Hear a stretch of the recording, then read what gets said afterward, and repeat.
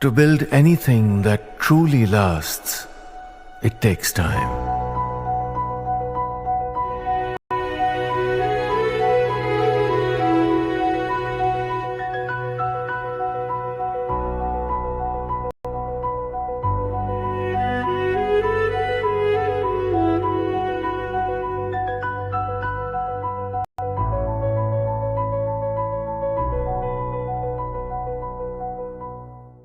Sahaj Agarwal, Head of Derivatives of Kotak Securities.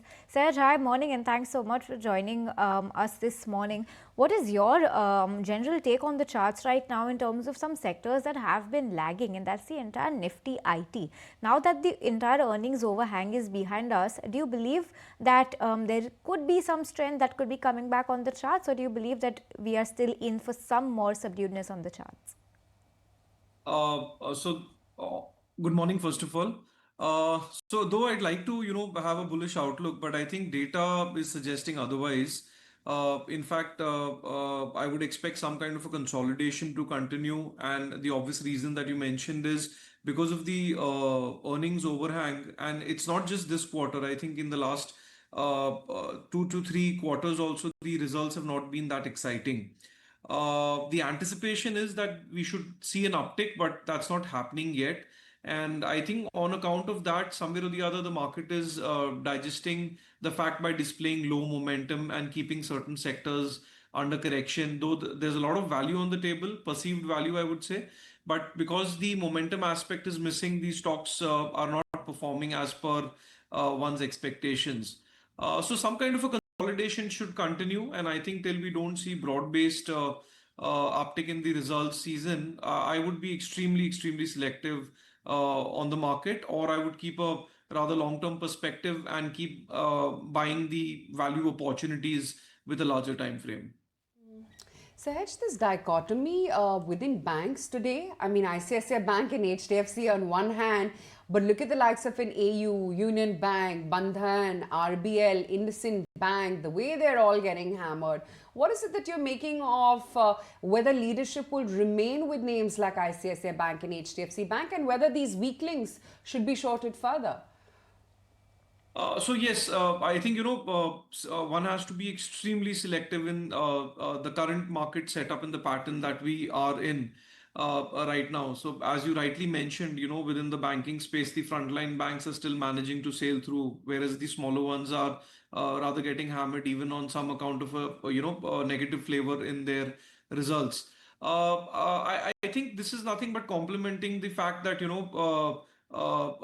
one has to be extremely selective, and the larger names maybe have a better management, not in terms of the quality, but given the current environment to sail through and manage their numbers, whereas the smaller ones could be struggling to a certain extent without naming any. So I would stick to quality, and I would not rule out possibility of further volatility and such divergence continuing to happen.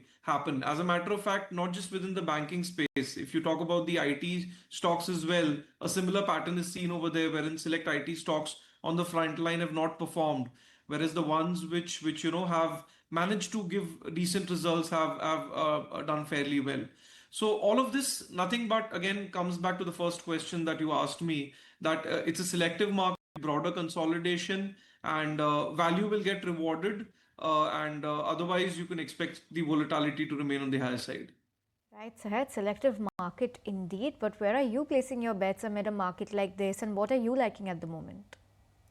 So again, difficult, not that easy, but looking at one value opportunity, which is ITC, in the last 10 odd days, the FMCG and the consumer durable space did show some kind of a positive traction.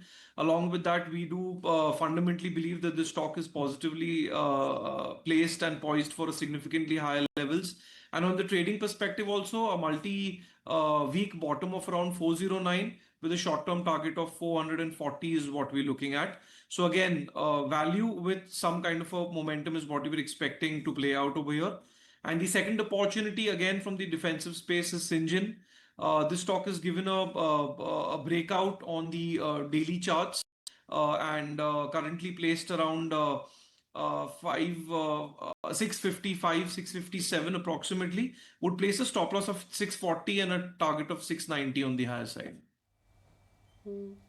Okay, those are some interesting stock ideas coming our way. Just looking at the weakness in the market, and other than banks, of course, there's Reliance, which is also down about almost 2%. This too being an earnings reaction. And then, of course, there are a select few technology names, some of the other large caps like an M&M as well, under pressure about almost 1% or so.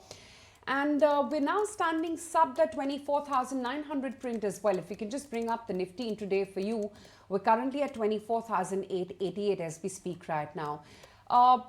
Sahaj, what is it that you're making of the fact that the Nifty has been grinding lower and we've been making lower lows pretty much on a consistent basis? One has to look at the entire picture across multiple time frames, and the point is that currently we are in a setup where so I would say that the larger time frame is rather corrective in nature. The medium term perspective looks range bound kind of a setup, and the weekly one is negative. So we are facing multiple forces across time frames. Having said that, to introduce objectivity, I would say 24,800 is a very strong support on closing basis that we're looking at for Nifty. And we believe till the market doesn't break that level on a closing basis, I would still expect some kind of a bounce back towards the 25,200, 25,300 mark initially. Then maybe it would be subject to review. And similarly for Bank Nifty, I have a very strong support placed at 56,100. So two supports for the frontline indices, Nifty 24,800, Bank Nifty 56,100. Below this, I think selling pressure could increase. Otherwise, I would expect some kind of a bounce back from here.